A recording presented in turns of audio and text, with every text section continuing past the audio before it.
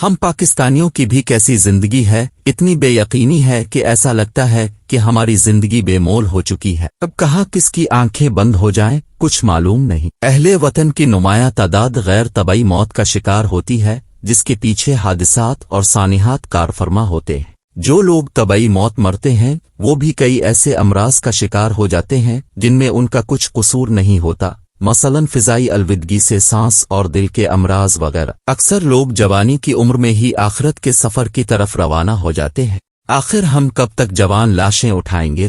میں نے بطور رپورٹر جو پہلا دھماکہ کور کیا تھا وہ میرٹ ہوٹل میں ہونے والا دھماکہ تھا۔ سوچیں کیسے کوئی انسان اپنے ساتھ بارود سے بھرا ٹرک لے کر آتا ہے اور سینکڑوں معصوم لوگوں کی جانیں لے لیتا ہے۔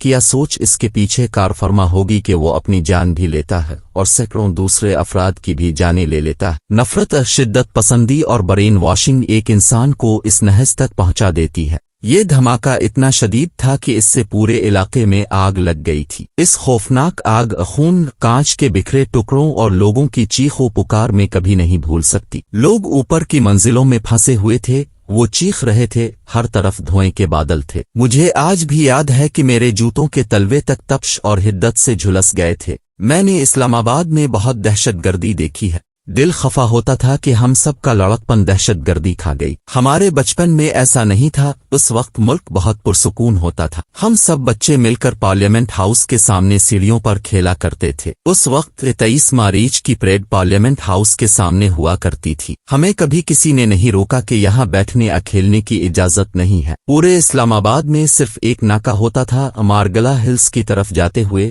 لیکن وہاں بالکل سناٹا ہوتا تھا۔ پھر اس ملک کو انتہا پسندی، بدامنی، دہشت گردی اور سیاسی افراتفری نے اپنی لپیٹ میں لے لیا۔ ہم سب نے بہت تکالیف دیکھی ہیں اور مسلسل دیکھ رہے ہیں، لیکن ہمت کرتے ہیں، اس زندگی کی خوشیوں اور ارمانوں کی کرچیاں سمیٹتے ہیں اور دوبارہ زندگی کی دوڑ میں مگن ہونے کی کوشش کرتے ہیں۔ لیکن ایک نیا سانحہ دوبارہ ہمیں جھنجھوڑ دیتا ہے، ہم پھر رک جاتے ہیں، تھک جاتے ہیں، ٹوٹ جاتے ہیں۔ مجھے کبھی کبھی ایسا لگتا ہے کہ اپنے کسی پیارے کو کسی سانحے میں کھونے کے بعد اب کی زندگی کا ایک حصہ بھی ان کے ساتھ ہی چلا جاتا ہے۔ اس کے بعد انسان ایک مردہ وجود کے ساتھ زندگی جیتا ہے۔ پیاروں کے جانے کے بعد بیشتر لوگ زندگی کا بوجھ کندھوں پر لیے پھرتے ہیں۔ دنیا کے سامنے وہ بھلے مسکراتے ہوں لیکن تنہائی میں وہ روتے رہتے ہیں۔ اپنے کسی پیارے کو کسی سانحے، کسی دہشت گردی یا کسی حادثے میں اچانک کھو دینا بہت تکلیف دہ ہوتا ہے۔ جب کوئی بیمار ہوتا ہے تو ہم سب ذہنی طور پر تیار ہونا شروع ہو جاتے ہیں کہ اب یہ عزیز اس تکلیف سے نکل کر اپنے خالق کے پاس چلا جائے گا، اس کی تکلیف کم ہو جائے گی۔ لیکن جب کوئی اچانک چلا جائے تو بہت صدمہ پہنچتا ہے۔ گزشتہ دنوں 3 ایسے واقعات پیش آئے ہیں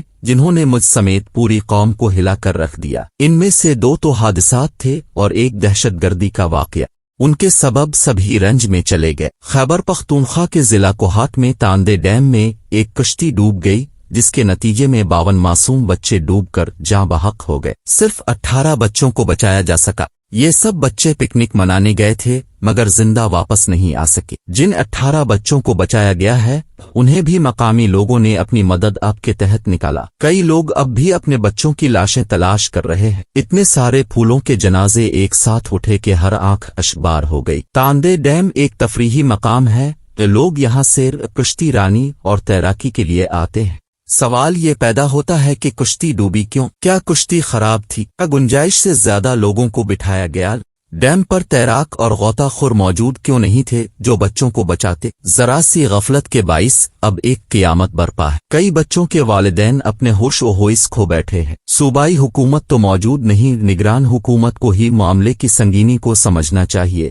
ابھی تک وفاق سے بھی کوئی داد رسی کو نہیں پہنچا۔ وفاقی حکومت کے نمائندے جائیں اور لوگوں سے یکجہتی کا اظہار کریں۔ اگر لسبیلا کوچ سانحے کو دیکھیں تو 42 لوگ اپنی جانوں سے ہاتھ دھو بیٹھے۔ ایک مسافر کوچ حادثے کا شکار ہوئی اور اس کے بعد اس میں آگ لگ گئی اور لگ بھگ سبھی مسافر زندہ جل کر خاکستر ہو گئے۔ لاشیں اتنی جھلس گئیں کہ اب ان کی شناخت کے لیے DNA ہوگا۔ مجھے کوئی بتائے کہ ان کے پیاروں پر کیا بیت رہی ہوگی جن کو اپنے عزیزوں کی لاشیں بھی نہیں ملے۔ ملک بھر کی شاہراہوں پر حادثات اتنے عام ہیں کہ ہر دوسرے تیسرے دن اب سنتے ہیں کہ فلاں جاننے والا ٹریفک حادثے کا شکار ہو گیا۔ میری ایک کزن کا بیٹا ڈمپر کے نیچے آ کر کچلا گیا और 18 साल की उम्र में इस दुनिया से चला गया। अल्लाह ताला इसको जन्नत मकीन करे, आमीन। इसी तरह मेरी एक वाकिफकार का बेटा ट्रैफिक हादसे का शिकार होने के बाद से अब तक कोमा में जिंदगी की जंग लड़ रहा है। अल्लाह ताला मास को जिंदगी दे, आमीन। हैवी ट्रैफिक की बहुतात और ज्यादातर ड्राइवरों की गैर मुहतात ड्राइविंग की वजह से लाइट ट्रैफिक वालों की जान खतरे से दो चार रहती। लसबीला में जब ट्रैफिक हादसा पेश आया तो उसके बाद पता नहीं कितने वक्त में वहां इमदादी टीमें पहुंची। 42 लोग इस सानिहे में झुलस कर हलाक हो गए। क्या किसी ने उनके लवाहिकीन की दाद रस्सी की? किसी ने उनकी कुछ मदद की?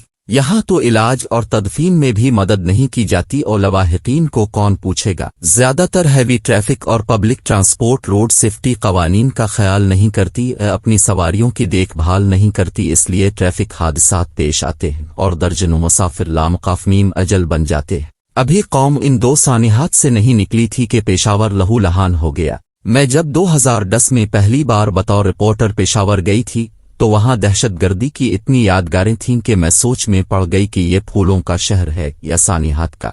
हर चौक में लिखा था कि यहाँ फुला सानिहा हुआ है, इतने लोग जान से गए। मैं ये सब जानकर बहुत रंजीदा हुई।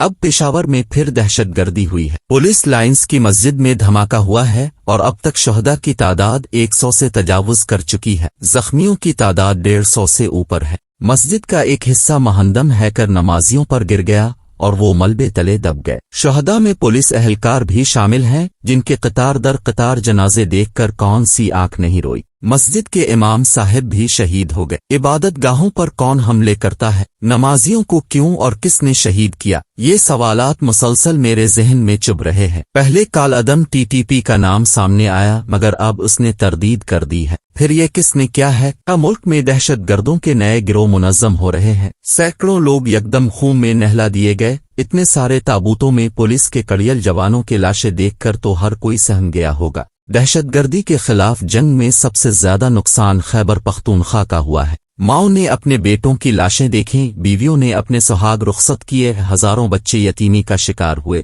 दूसरी तरफ सब अपनी अपनी अनावहे के हिसार में बंद है। अपनी अनावहे को एक तरफ करके इकट्ठे मिल बैठे और माशी और अमन आम्मा के मसाइल का हल निकालें। मुझे बार बार 2014 का सानिहा APS याद आ रहा है। कल भी ऐसे ही पेशावर में नाहक खून बहाया गया था। आखिर कब इस मुल्क के हालात ठीक होंगे? कब हम जवान लाशें उठाना बंद करेंगे? मैं तमाम शहदा के लिए दुआगो हूँ। मुझे लगता है कि इस मुल्क को नजर लग गई है लेकिन खजाने में सदका देने के भी पैसे नहीं है। ऐसे में दुआ के लिए ही हाथ बुलंद कर ले। या अल्लाह हम पर रहम फरमा, आमीन।